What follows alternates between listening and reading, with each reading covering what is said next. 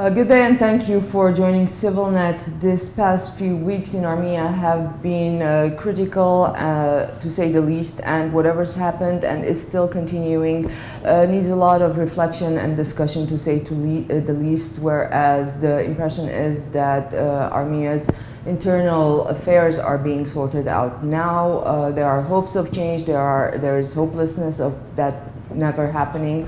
To look at the issue from different perspectives, I think a lot of discussion is needed, and for that reason today my guest is Asbed Kotchikian. Thank you for being here, Asbed. Thank you for having me, Rubina.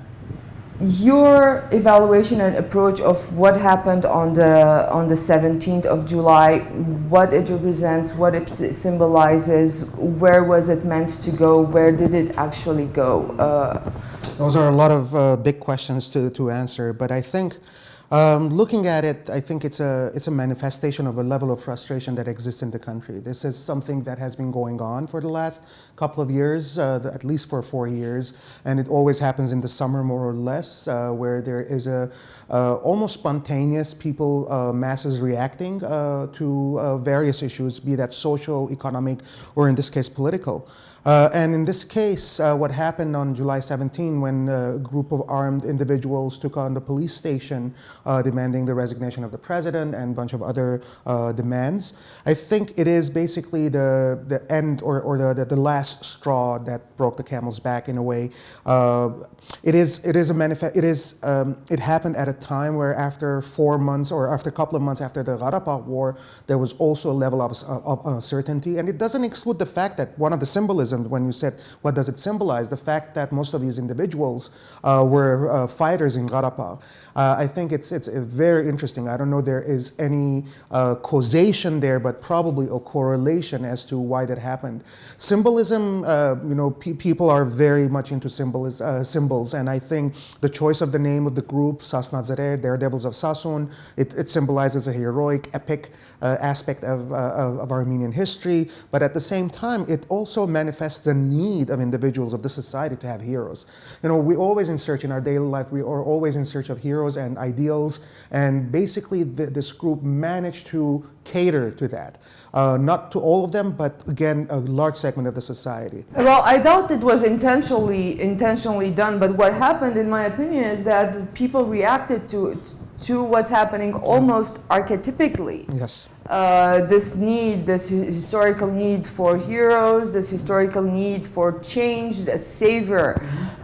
Well, to talk about more about the people's approach, right. What's your estimation of what happened? Because well, people by the government have been, everyone who hit the streets are automatically being regarded as supporters of Sasnadzerer group. What's your take on that? Usually, cases like this, one of the best examples that I can give for this is that in the past, after the Cold War, after the end of the Cold War, in the early mid-90s to early 2000, whenever there would be a World Trade Organization meeting, you would have people going and demonstrating there. Now, you would have people from all walks of life. Not everyone was demonstrating against the World Trade Organization, but it was an opportunity for them to demonstrate about something. And I think in Armenia, that's also what happened. And basically, not a lot of most of the people who took on the streets were not necessarily supporting the rebels. They were not supporting the armed group, but it was basically a call for action that managed or made it possible for them, a rally point. Whoever had any frustration or any beef to settle, any problem with the government or unhappy with the government processes, joined it. This is very similar to what happened in 2008. At the time after the presidential elections, and a lot of people took on the streets. Not everyone was supporting by that time the presidential candidate, Levon Ter-Bedrosian. There were a lot of groups there who, while not supporting Ter-Bedrosian, they were anti the regime. So I think this is where the symbolism comes into action. You have a symbol there, and that symbol rallies all walks of life, people from all walks of life, and that's what happened, I think, here. And the problem, I was watching, I was following, I have been there and talked with a lot of people. I think the major problem is that there have been a duality in the binary. People deal in binaries. If you're supporting this group, then you have to support them completely. If you're against and you're supposed to be against the government, you cannot find a middle way. And this is a very problematic aspect of Armenian society, which also shows the polarization of Armenian society. It's if you're not with me, you're against me on both ends. That was the approach, I think. Well, what about the vocabulary? Because, well, the government, the authorities have adopted terrorists. People are saying rebels, armed group. There's, on a larger political scale, as far as vocabulary goes, what's the we're living in a time. We're living in a time and age that if I don't like someone, I call them terrorists. And that comes with a whole baggage with it. So I think that was a smart move from the government. And I think in this whole process, the government was better prepared to handle the situation than the armed group. I think there was a spontaneous aspect to it for the armed group, and no long-term plan to be able to achieve that. I think it was more we'll make it as we go along. But the terminology is always important. I think the fact that that wasn't successful, labeling them terrorists to a large extent, is because of the fact that those individuals themselves, they have a history of being heroes even before this. So it's very difficult to look at someone who's a hero, who has been a war hero, and then suddenly turn that image of that person into a terrorist. I think the government tried to do that. The media, some of the government media, or the government labeled them that, but I think it fell onto deaf ears. But not the individual, the act, individuals, but the act itself, can it be qualified as? It's very difficult to define terrorism. Terrorism is, by definition, is an element where a group of individuals would indiscriminately attack social, popular or public and government sort of targets with just the goal of terrorizing. You don't know when it's going to have another bomb exploding. I think in this case, this was very targeted, very specific. It didn't aim at terrorizing the people. If anything, they were constantly appealing and appeasing to the people, even the soldiers, even the government. With the megaphone, they were saying soldiers or policemen were not against you, and so on. So I think there's an element of idealism in this. There's an element of naivete, idealistic naivete attached to it. I'm not saying that they're naive, but it was highly motivated by idealism. And this is, again, it was the last straw. I think these people in the last couple of months, the group itself, the leadership of the group and so on, have been constantly, harassed by the government, or, they were poked by the government. So I think it came to a point where they didn't have anything to lose. It was basically like a cornered mouse. And a cornered mouse becomes a lion in a way. Again, putting euphemisms aside, I think it was a manifestation of that. And labeling them terrorists, again, it goes back to that. Either you're a terrorist or a freedom fighter, but it's not the case. I personally wouldn't look at this as such. While I understand the action, I wouldn't, by definition, I will be not agreeing with any kind of an armed manifestation. But of course, in a society where there is a rule of law, you don't need to have armed struggle. But this also raises the question, which I'm not sure that I have an answer for, whether or not there is a rule of law in the country. Well, for example, a terrorist group probably wouldn't demand the formation of a unity government. That's another thing. And coming to unity governments, in history, when have unity governments emerged? What's been their role? In what situations have they worked?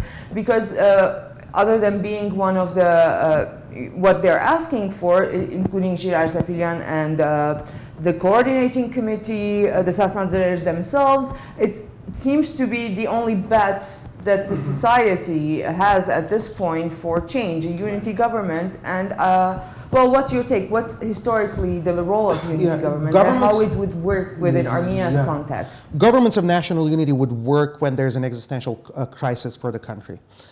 We'll come back to that in a moment. But for instance, the most obvious case in my mind that comes to my mind now is what happened in England, in the UK in 1940 during the Second World War, where they created a government of national unity because Britain was was facing an existential crisis.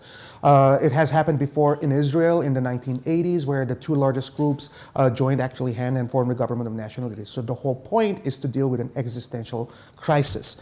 Now, This is where divergence comes in as well, is that from the perspective of the armed the group or the rebels, for the sake of argument, let's call them the rebels, there is an existential crisis. And that's why they're calling for a government of national unity. But if there were a issued existential crisis, and if the government would react, and if the government's reaction would be, okay, we'll think about forming a government of national unity, they had a perfect opportunity to do that when one parliamentarian actually started a process of asking that this issue would be discussed in the parliament, and he needed to collect Nykol Pashinyan, I'm talking about him, where he announced that he was trying to get the signature and approval of 40 members of the National Assembly to have a discussion, to at least discuss it. This is not even about condoning it or condemning it. It's basically to talk about it, and he only got 19. He needed 40, he got 19. So if there is an environment at least to have created, to be able to create a government of national unity, it showed that there isn't. See again, to what extent this is an existential crisis now in Armenia, and a government of national unity could deal with this, but again, it goes back to the polarization. I don't think that any group would be willing to join a government whom they feel is illegitimate, whom they feel that they have blood on their hands and so on, even if there's a genuine interest by the government ruling party to extend that hand and have this discussion. Well, speaking of the microclimate that the authorities have created or have been in during these crises, President Sargsyan's recent address, which wasn't to the people, it was dear colleagues and His Holiness Catholicos of all Armenians. What do you make of that? And also keeping in mind his silence through...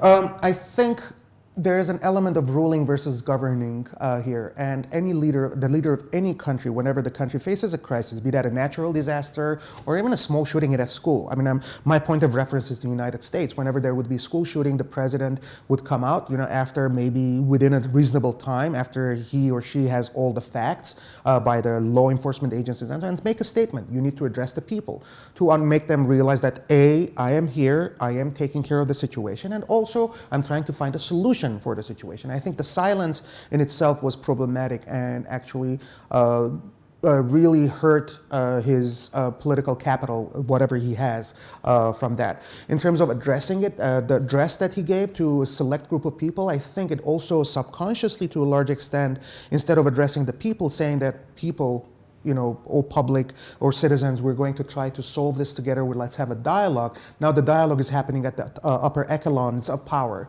or the top leadership, so which is still wouldn't address the major problems. I think it is, it could be, I think, to some extent, a campaign sort of campaign that we have a problem facing. One of the things that he said, that if this problem, if one thing that this issue raises is that political and social reforms are still needed and need to be accelerated in the country. That raises the question, why hasn't it been done so far?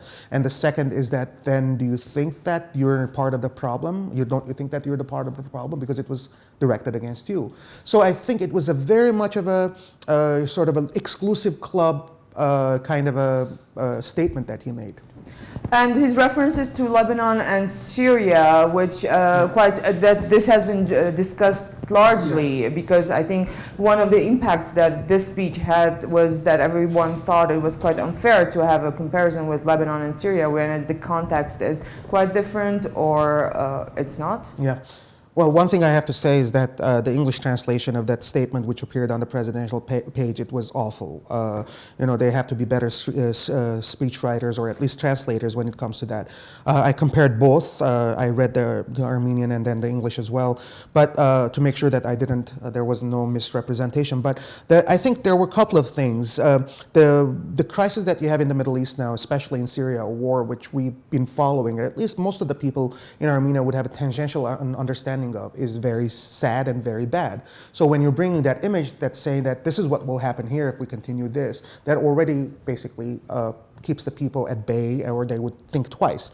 But I think Lebanon, the concept of the Lebanon is indirectly attacking or indirectly basically hitting, the leaders of this group. People like Sefilian, Girar Sefilian, or Yeni Komshan, who basically were prepared their, adult life. They grew up in Lebanon, and their military sort of preparation had happened in Lebanon. I think it was a very cheap shot, let's put it that way. If anything, I mean, the president could have brought the example of Ukraine, could have brought for where they had a revolution and there was a lot of uncertainty, which was more relevant to Armenia as well. So I think it was sort of like passive aggressively sort of criticizing also the people, and also creating a rift to some extent, I think, between, so much for diaspora, Armenia, unity, all that, BS, but, this actually has created more rift, I think.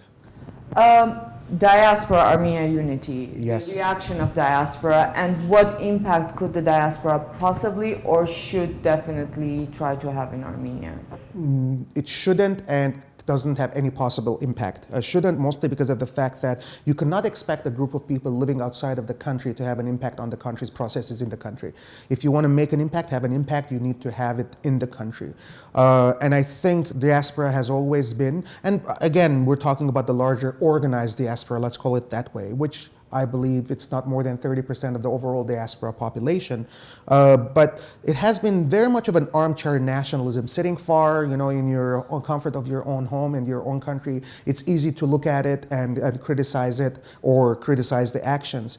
I think there's a disconnect. There has always been a disconnect between Armenia and the diaspora in terms of their priorities, in terms of agendas, and I have seen this a lot. Anytime there is an issue, internal issue, social issue, socioeconomic issue in Armenia, the diaspora is silent. Only when it comes to the issue of Karabakh or Turkey, then suddenly you see the diaspora being mobilized, and in a very bad way, in a sense that there's also their reaction that no, let's not talk about it, let's not raise this issue because we have problem with Turkey or with Karabakh and so on. But this is a damn country. This is a country that has its problems. You cannot have a half-assed job in creating a strong country. You have to deal with the internal issues and at the same time external issues. And the diaspora has completely been oblivious. What about the organizations or political parties who do have a presence in Armenia and they come from the diaspora? Well, one of the best examples, I'm guessing you're implying that, the Armenian Revolutionary Federation, the Dashnak Tuchun Party, which has a presence both in the diaspora. Which is not the only example.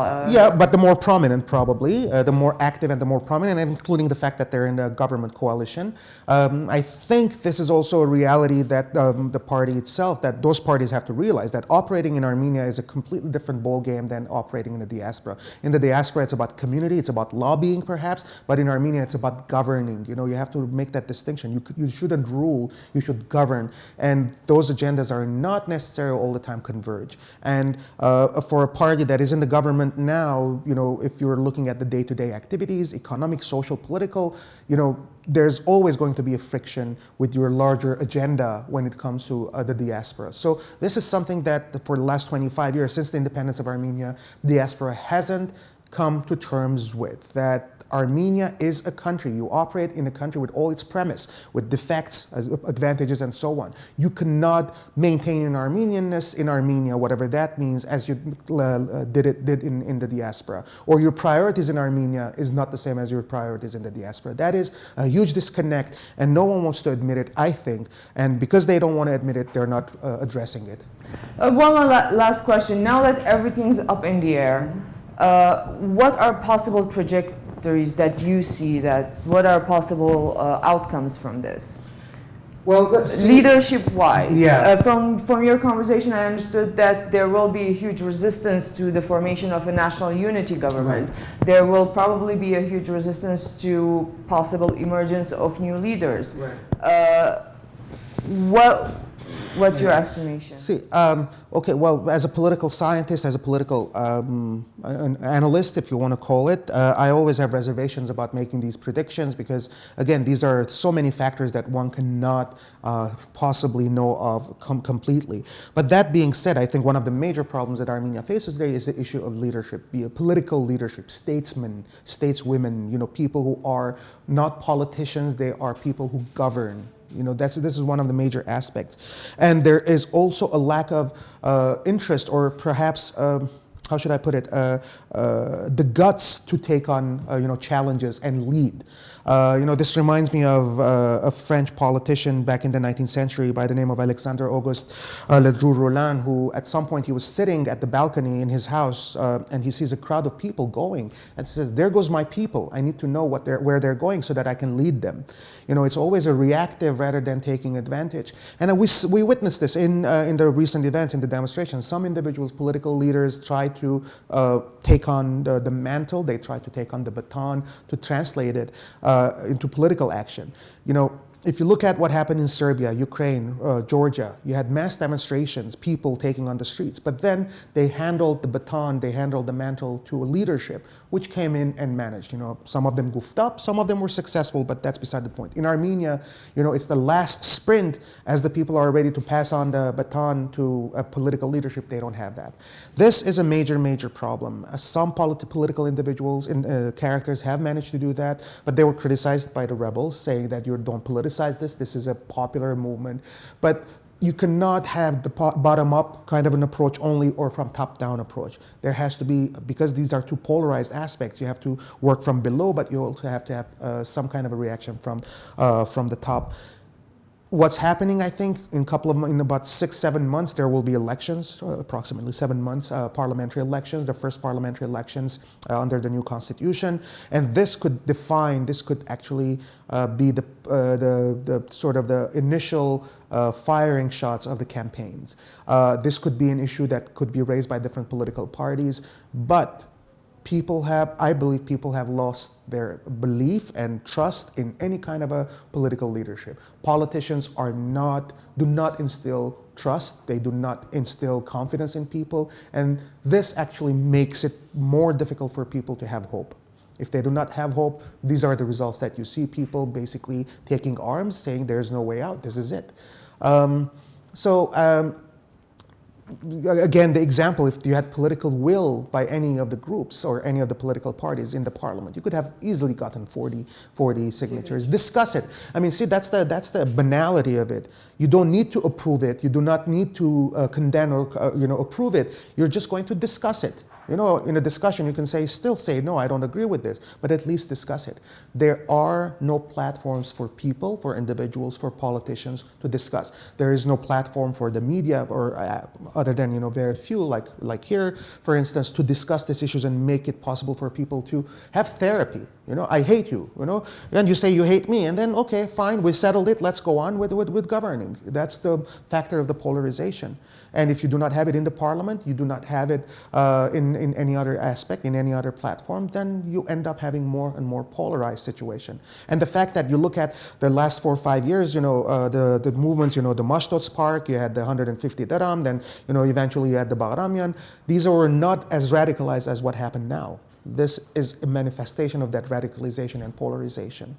And my fear, at least in the future, is that if it's only escalating, what's going to happen next? What could happen after this? If it's going to escalate, is it going to be, all-out revolution?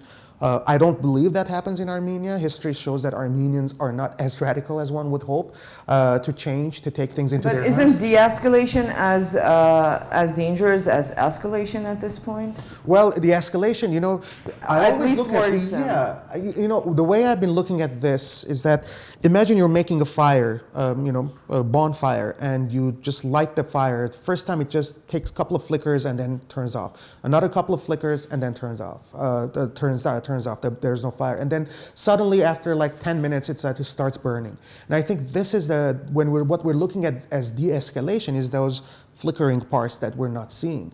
And I've been seeing this more and more by the people. I'm not a sociologist, but I do talk with a lot of people when I'm in and around the demonstrations. Starting last year, people were more and more looking favorably to these manifestations. So it's growing, I think, and if the government is really willing to make changes, is really wants to have an impact, they have to address these issues. You have to create a platform, you have to create a fair platform, And I think probably fair elections would be the best thing to start. And that is the challenge. I think there should be international pressure to make sure that this would happen. I think Armenia at this point has to settle, clean house in terms of, let things settle down, but not in the way that they have done before. They have to really deal with this issue existentially and holistically. Thank you very much, and we thank the viewers. Stay with CivilNet. We'll be having more discussions around the issues and what's going on in Armenia.